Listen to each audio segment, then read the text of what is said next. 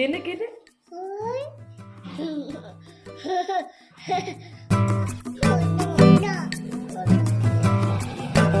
চলো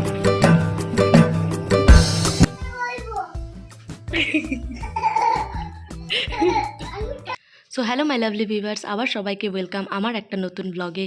তো জিগুর কাল রাত থেকে লুজ মোশন হচ্ছে। বাচ্চাদের এই ওয়েদার চেঞ্জে একটু আধটু শরীর খারাপ, এটা স্বাভাবিক হতেই থাকে। তো আমি এখানে একটা গরম জল করে নেব, সারাদিন এই জলটাই ওকে দেবো, এটাতেই ওআরএস গুলে ওকে দেবো, আর কোনো রকম জল দেবো না। ফিল্টার থাকলেও সেই জলটা আমি অ্যাভয়েড করি। তো যদি আমার ভিডিও ভালো লেগে থাকে তো please don't forget to subscribe my channel and press the bell icon for notification. Keep supporting guys. তো এখানে আমি সকালবেলা ব্রেকফাস্টে ওকে মুড়ি, চিনি আর সাথে একটু নুন আর জল দিয়ে ভিজিয়ে রেখে সেই জলটা ওকে খাওয়াবো, আর সাথে মুড়িটাও দেবো যাতে পেটটাও একটু ভরে থাকে। মা ছোটোর থেকেই বলতো এই মুড়ি জলের ব্যাপারটা একটা স্যালাইনের কাজ করে। হ্যাঁ, সত্যিই কাজ করে, অনেকটা কাজ করে। তো সেটাই আমিও আমার মেয়েদের সাথে অ্যাপ্লাই করব, আশা করি ওদের কাজ করবে। আর আমাদের বাঙালিদের একটা সবথেকে ভালো ব্যাপার হলো যে পেট যদি একজনের খারাপ হয়েছে তো সবাই একই জিনিস খাবে। তো সেম ব্যাপার, ওরও পেট খারাপ হয়েছে, সাথে পিহুও সেম জিনিস খাবে। এই টেগরি, তোমার তো টেগরি, তাহলে কি তোমার পেটু খারাপ হয়েছে? পেটু ব্যথা হচ্ছে? কি খাবে? এইটা খাবো আমরা, এটা জুস, এটা হলো ওয়ালেট ওয়ারেজ। ওকে, খারাপের সময় যেটা সব থেকে বেশি অ্যাভয়েড করবেন সেটা হলো দুধ। একদম না, দুধ তো নয়, দুধের কোনো জিনিস নয়। 3-4 দিন যতদিন না পেটটা ঠিক হচ্ছে, তারপরেও 2-3 দিন একদম দুধ একদম অ্যাভয়েড করতে হবে। আমাকে তো মাও বলে, সাথে আমার ডাক্তারও বলে একদম দুধ চলবে না। তো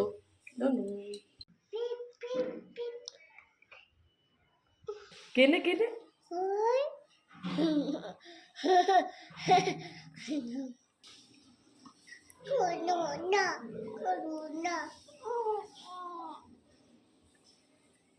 আর একটু খেয়ে নাও। তো অনেক কষ্ট করে আমি ব্রেকফাস্টটা যা তা করে একদম কমপ্লিট করেছি। এবারে চলে যাব লাঞ্চের পর। প্রেশার কুকারটা গরম করে তেল নিয়ে নেবেন, সাথে একটু বেশি করে মুসুর ডাল। মুসুর ডাল ভাতেটা খুব ভালো, যেহেতু আমার বাচ্চাটা একদম শুকা শুকা খেতে পারে না, তার জন্য ওটা ডালের মতনই আমি করব।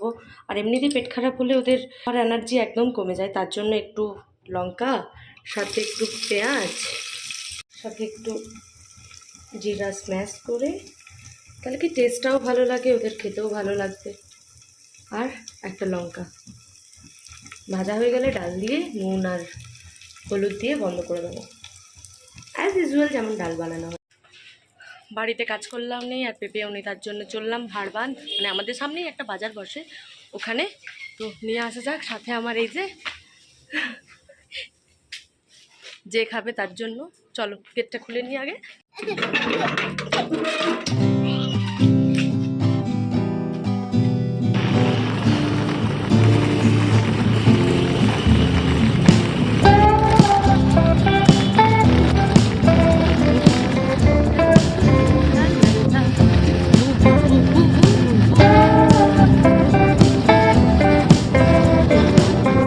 আমি তো বাজার এমনিতে খুব একটা যাই না, কিন্তু যখনই যাই তখনই আমি এদের কাছ থেকেই জিনিস নিই, যাদের কাছ থেকে খুব কম জিনিস থাকে আর কেউই সেরকমভাবে নিতে চায় না। তো খুব ভালো লাগে। আর আমি তো একদম দরাদরি করতে পছন্দই করি না। একেই ওরা 10-20 টাকার জিনিস দেয়, তারপরে আবার যদি বলি না 5 টাকা কমান, 2 টাকা কমান, এরকমভাবে একদমই ভালো লাগে না। তো আপনারাও চেষ্টা করবেন এরকম মানুষদের কাছ থেকে জিনিস কিনে ওদেরকে একটু হেল্প করতে। তো বাজার থেকে কটা জিনিস কেনার ডান, পেঁপে, কাঁচকলা, লেবু এগুলোই কিনেছিলাম। এবার বাড়িতে গিয়ে এগুলো সিদ্ধ করে বাচ্চাগুলোকে খাওয়াবো। রীতিমতো ওরা সিদ্ধ খেতে খুব একটা পছন্দ করে না, কিন্তু কিছু করার নেই, কষ্ট করে হলেও ওদেরকে 2 দিন এখন সিদ্ধই খাওয়াতে হবে। সাথে যেটা পছন্দ করে সেটা হলো পোস্ত বাটা। হ্যাঁ, রেসিপিতে কিন্তু পোস্ত বাটাটা থাকবে, ওটাও খেতে ভীষণ ভালো। তো যেগুলো অনেকক্ষণ ধরে ফল খাবো করছে, তো আমি শুনেছি পমিগ্রেনেট খেলে পটি একটু টাইট হয়, আমি শিওর নই, যদি আমি ভুল হয়ে থাকি তো প্লিজ আমাকে জানাবেন। তারপর কেটে দেওয়া যাক, ও খেয়ে নিক। অন্য কিছু ফলের থেকে তো পমিগ্রেনেটটা ঠিক আছে। বানানা এখন খাওয়াতে পারছি না, কেন কি আমি শুনেছি যে বানানা খেলে নাকি সর্দি হয়ে যায় এই উইন্টারে।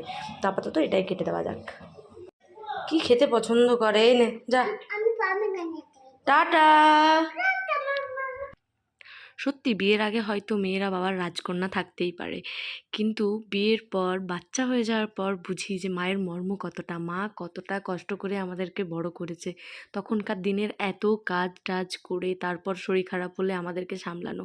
এখন তো আমরা সেরকমভাবে কোনো কাজই করি না মায়েদের মতো, কিন্তু বাচ্চার শরীর খারাপ হয়ে গেলে বুঝতেই পারি না যে কী ছেড়ে আমি কী করব।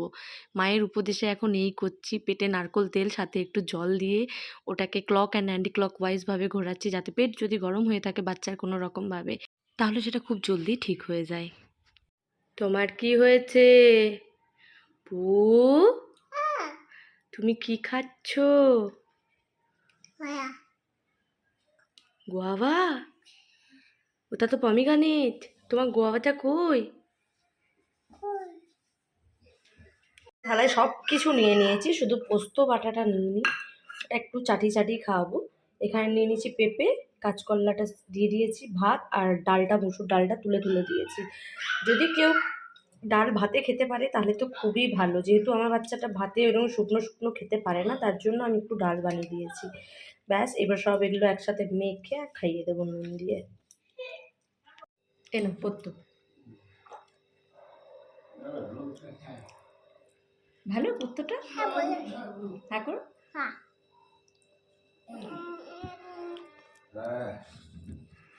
ওকে করে দাও, ওকে। ওকে নিয়ে এসো, ঘুমোবে না, শরীরটা ভালো নেই, একটু ঘুমো করে নিতে হবে, চলো।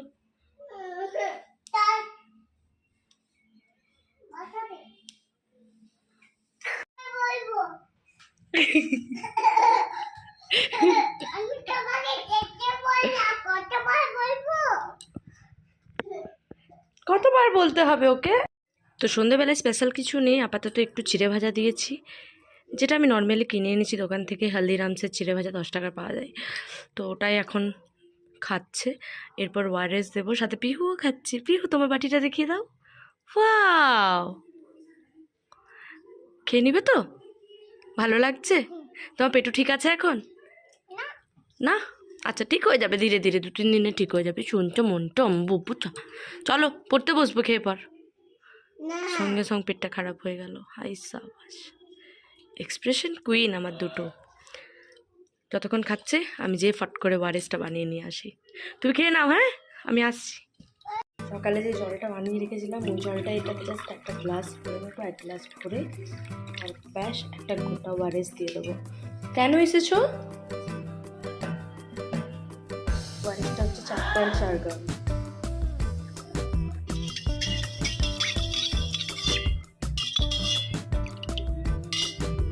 তুমি যে দাঁড়িয়ে আছো, খাবে একটু? দেখি। তোমার তো কোনো ব্যাপার নয়, তুমি খেয়ে নিবে, তো ব্যাপারটা তো তোমার দিদিকে নিয়ে, কি জানি খাই কি না।